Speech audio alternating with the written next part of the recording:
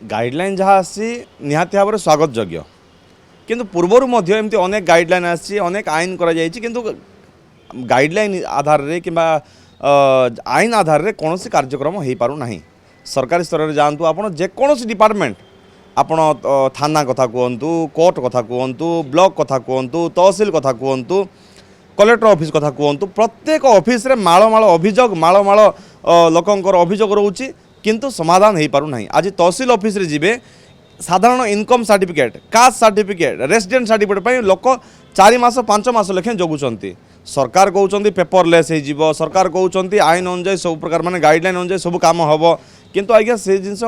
Ground रे कार्यकारी हो पारु नाही। सरकार आ प्रति ग्राउंड जीरो केमिति एगुड़ा जिनस केमिति कार्यकारी हेबो तापय एक नूतन रोड मैप तैयार करा पड़ो केवल जो गाइडलाइन तैयार करदेले हेबो नाही ताहा केवल केबे मते कार्यकारी हो पारिबो नाही। तेणु आम सरकार को निवेदन करुचु ग्राउंड जीरो किभली